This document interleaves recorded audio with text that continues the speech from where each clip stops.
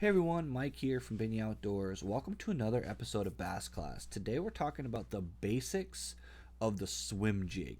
For those of you who are not familiar with what a SwimJig is, here's what it looks like. Now, some key details about this bait is the head design. So you'll see right here, it's got that pointy head on it. It's a little bit more aerodynamic, makes it come through the water more cleanly. The other detail about it is it has the weed guard, which is what you see here. Now that keeps vegetation from getting into the hook. Now why is that important? Well, because this bait shines in heavy cover, heavy vegetation. You can fish it in wood.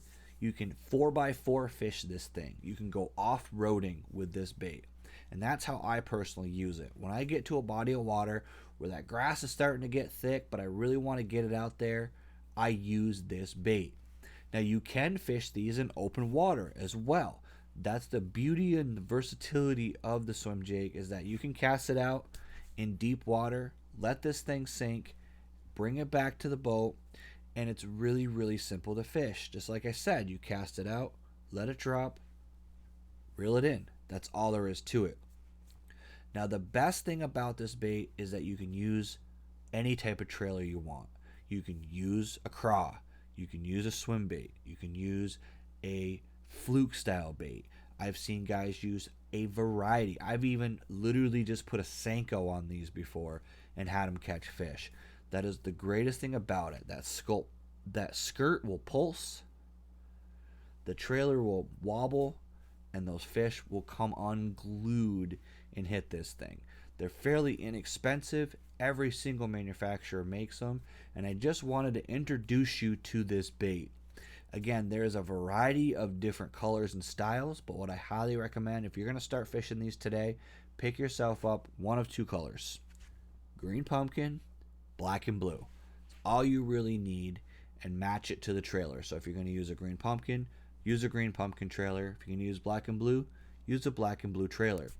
When it comes to equipment, you can pretty much fish these on anything, depending on the weight that you get, and they will say the weight's on the package.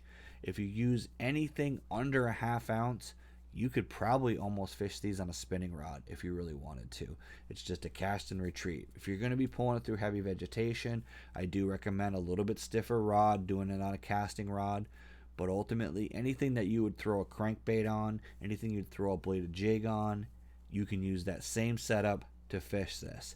Now, because you're fishing it through cover, because the idea behind this is being able to 4x4 with it, I do recommend tying directly to the head, not using a snap, because that snap will catch on that vegetation, getting rid of some of your versatility and being able to use it in that off-road situation. So I hope that information helps you guys out. Hope you understand more about what the SwimJig is and how it's used. We will be doing more in-depth videos later on, talking about different techniques, things like that, once we're able to get on the water. And I'm going to show you everything about this bait later on. But just wanted to give you the introduction, let you know what this thing is, and just hopefully it'll help you to decide whether you should buy them and if it's something you want to use. I want to thank you all for coming along with me. If you haven't already, hit that like button, hit that subscribe button. It really helps me out, helps get my videos out there to more viewers. And as always, let's get out there, catch more fish.